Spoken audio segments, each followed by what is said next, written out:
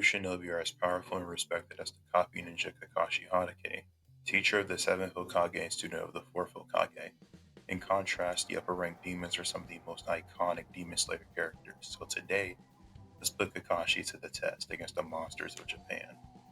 Starting off, let's go over some ground rules. 1. Kakashi's standard equipment will have the properties of Nichiren, so as to allow him to kill the demons. Kunai, shuriken, blades, and much more will work against them just fine. 2. Neither side will have knowledge of the other's abilities, save for Kakashi knowing how to generally beat demons via decapitation and or sunlight. 3. Between each round, Kakashi will receive adequate rest and recuperation. 4. Each round will obviously take place at night, and Kakashi's condition will be to either kill the demon or force him to flee, with the same applying to the demons.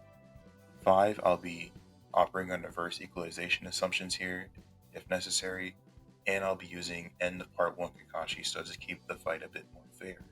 Though I may talk about how later versions of Kakashi fare against the upper moons. Finally, each fight will take place in a similar era to where Sasuke fought Deidara, with the rules set to see how strong Kakashi truly is. In terms of speed, a baseline for Kakashi should be Mach 20 or so, since our calculations put in the sand defense of a Kid guard at that level, given how the likes of Kid Lee, who is clearly inferior to Guy, who's Kakashi's lifelong rival, was able to get around the sand defense of a much older and stronger Gaara. I think we can all agree this is a clear low ball. If you want, you can use the multipliers of the gates to push Kakashi's floor. Since the first gate is a 5 times multiplier due to it gives you access to 100% of your muscular ability, when in the world of Naruto, humans usually only have access to 20. Mr. Worldwide here being a lightning timer, however, is a lot more consistent, given how a weaker version of Kakashi from before he even entered the Anbu was capable of cutting an actual lightning bolt. While being fatigued, at least in the anime continuity, he should comfortably be faster than lightning as a full-grown adult. If you want another angle to justify him being a lightning timer, you can use the fact that by the time most ninja become Jonin or even Chunin, they at least have 1 to 2 chakra ninjas under their belt, one of the 5 obviously being lightning release. If you want to go even further, you could again look at the feat of him cutting the lightning bolt, and depending on if it was the return stroke of lightning, Kakashi would be more so relativistic to the speed of light, since the return stroke moves at 1/3 the speed of light. In terms of AP, by this point Kakashi should massively scale above that city block range, given how Beltest Sasuke, who has a calc putting his fireball at that level, quite literally freezes in the presence of Zabuza, who's at best relative to a rusty Kakashi. A higher and probably more consistent way to scale his AP is to put him significantly above town level by using the calc of what Yellow Pill Choji was able of doing. This same Choji is inferior to Jirobo, the weakest member of the Sound 4. Mind you, all 4 Sound 4 members still couldn't even be 2 fatigue special Jonin, let alone Kakashi, who's Konoha's strongest Jonin. Kakashi's durability should also scale to around this level, given how Naruto chakra is used to fortify the body during combat. In part 1, Kakashi has access to a wide array of techniques. He's shown off 3 of the 5 chakra natures and has some level of non-ocular genjutsu expertise. Genjutsu in particular may be a big problem for the upper moons unless they have the willpower and or knowledge to harm themselves to get out of it, which may not be effective against high-level Sharingan illusions. Speaking of the Sharingan, with it, Kakashi can copy any physical movement the upper moons do, though he can't copy the blood demon arts of the upper moon since they're closer to Kekkei Genkai than normal ninjutsu. Kakashi can still use the Sharingan to regularly boost his perception abilities and use the Raikiri for cutting and piercing attacks, and he can even do things like summon Ninken to help aid in tracking and restraining opponents, or even use the Rasengan. His main weakness at this point is a lack of stamina, though this may not be too terrible since during the Chunin exams he started to get himself back into shape after seeing the power of Kabuto and Orochimaru, and during the invasion itself, he seemed to be able to use the Sharingan for the full hour period, though the upper moons obviously have infinite stamina, so they can quite easily beat Kakashi in a war of attrition. Lastly, Kakashi is by far one of Naruto's key top intellects, able to make fake out tactics on the fly in order to get intel on his opponents. If you need proof, go read his fight with Pain, or his fight with Zabuza, or any fight he really participates in. With Kakashi's scaling abilities and intellect established, let's see how the upper moons compare. In terms of speed, every upper moon should be massively hypersonic. This comes from a calc of Dakiao speeding Tengen's explosive bombs, which was put at 230 times the speed of sound. Due to the linear and clear ranking system, every upper moon ranked 5 and higher should be significantly above this, but Gyutaro and Daki should scale a bit higher, and this considering how relatively casual the defeat was for Daki, and how Tengen knows the fight wouldn't be easy after seeing this response to the attack. The top 4 demons should be even higher by means of Hantengu and his emotion doppelgangers, who are capable of using lightning-based attacks. Obviously, 3 and higher should scale even further, considering how Mitsuri was able to react and counter Zohakuten's attacks. And then other Hashira who then get the Demon Slayer mark and training still struggle with upper ranks 2, 3, and 1.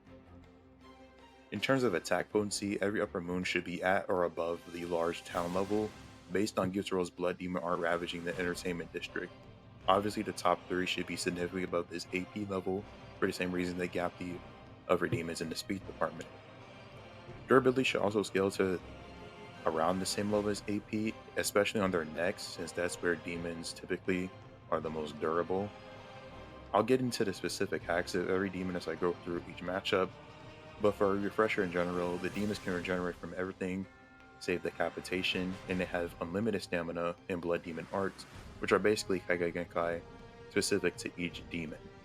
With all this being said, let's start the matchups. While being the weakest, Gyutaro and Daki still have some tricks up their sleeves. Daki's Blood Demon art allows her to produce and control OB slashes, while Gyutaro has the ability to control his blood and form numerous attacks with it, such as his blood sickles, that he can control telepathically like Orochimaru Sword Kusanagi.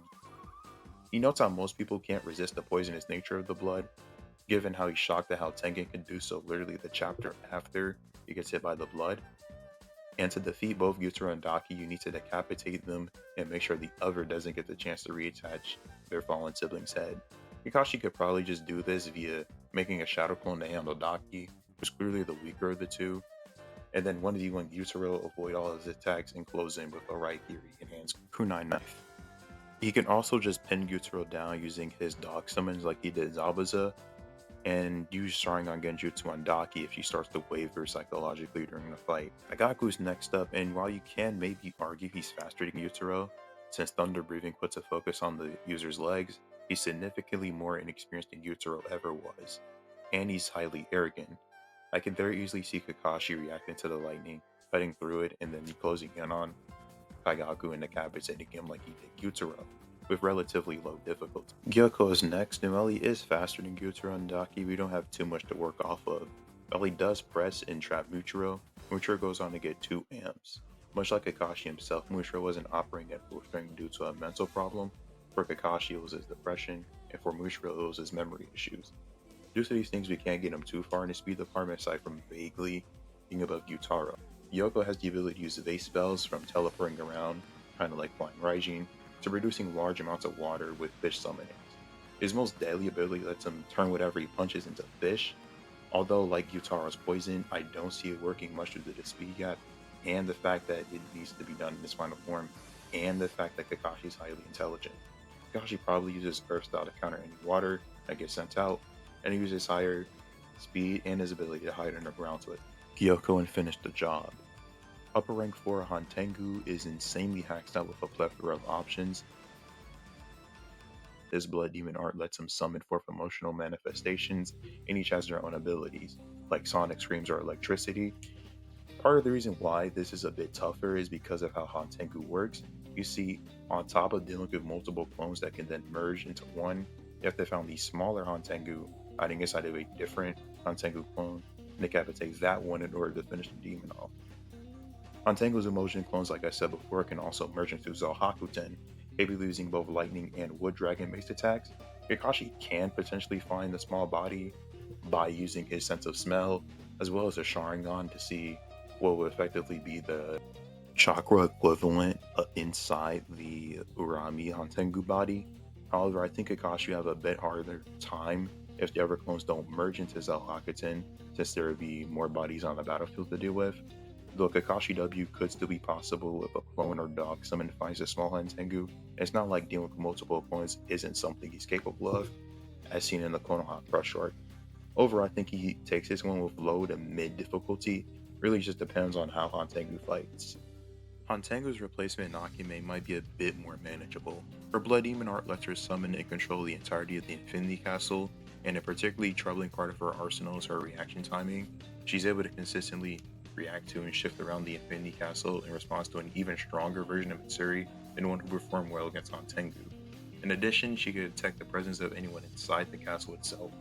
Kakashi's only real win cons would be to strike Nakame immediately before she can activate her Blood Demon art, cast a Genjutsu if he's brought into eye contact range inside the castle, or try to make multiple shadow clones as a diversion to sneak up on Nakame. I think the third and second win cons would be the most likely, but if Kakashi doesn't do this quickly enough, he can start to fall off due to stamina decline and being constantly hit by pieces of the Infinity. Upper rank 3 Akaza steps up to the plate, and it's at this point where Kakashi starts to have a bit more of a problem. Akaza's Blood Demon art effectively magnetizes him to his enemy depending on the level of their respective fighting spirit, and he's a remarkable close quarter combatant. He shows blatant relativity to 2 Hashira level opponents at the same time, and he could potentially develop the ability to regrow his own head, meaning that he'd be undefeatable with the exception of Sunlight or a Genjutsu or a Sealing Jutsu. However, that is a bit shaky if Akaza can gain that in the midst of combat, and Kakashi does have the ability to copy any hand-to-hand technique Akaza uses with the Sharingan, so he does have a bit of advantage there, on top of his right array of ninjutsu. However, given how much stronger Akaza is than Gyutaro, it's possible that Kakashi would be in big trouble if Akaza lands too many clean blows on him, though this could be mitigated by way using clones and hiding underground intelligently. Like I said before, the Sharingan could play a good role in it via his Genjutsu, but Akaza is willing to harm himself to get out of a bad scenario, as we see by his escape in the end of the Mugen Train movie. Overall, this is a bit less of a challenging enemy for Kakashi than Nakime, just due to the fact that Akaza's arsenal is a lot more straightforward, but I still think this would probably be relatively difficult for him. Kakashi may be even walking out of this fight with severe injuries or potentially even facing death if he takes too many attacks. Doma, being the rage baiter and Akaza's direct superior, is up next, and his Blood Demon art grants him access to pyrokinetic abilities. Now, he's especially dangerous since if Kakashi inhales any of the ice present, his lungs could easily be on jeopardy. On top of this, Doma can make actual ice clones that don't seem to be too far off from himself in a combat ability, and can even summon a Bodhisattva, which can use freezing breath attacks. Depending on if Doma begins to play around too much, I could see Kakashi maybe winning via using a combination of Genjutsu and Shadow Clones to close in and then decapitate Doma, but Doma is quite intelligent, so he may not even start playing around if he notices how Kakashi is quite lethal in combat. Due to this, I do lean towards Doma taking the victory with mid to maybe high difficulty at most. Finally, we have the brother of the greatest demon slayer of all time and Muzan's strongest soldier, Kokushibo. In all honesty, I think Kokushibo beats Kakashi with little to no difficulty. Let's go over a brief chain scale of why I think this is the case first. At the very bottom of this chain scale, you have Zohakuten, who uses lightning-based attacks. Then you have Base Mitsuri, then you have Marked Mitsuri. Above Marked Mitsuri, you have Infinity Castle Mitsuri. Then you have Marked Gyomei, who's stated to be the strongest Hashira. Then Kokushibo on numerous occasions outpaces Gyomei even when he has the aid of other combatants.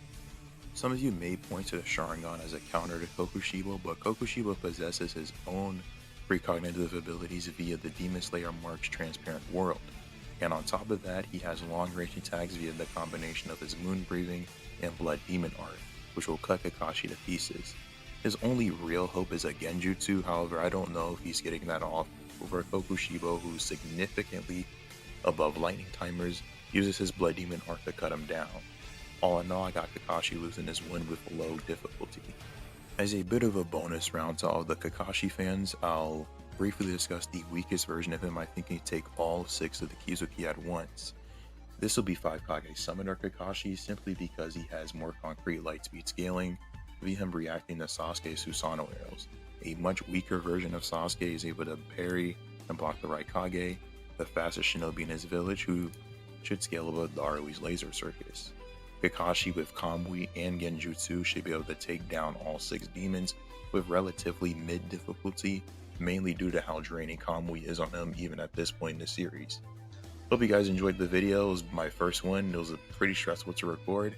And yeah, have a great day. I'm out.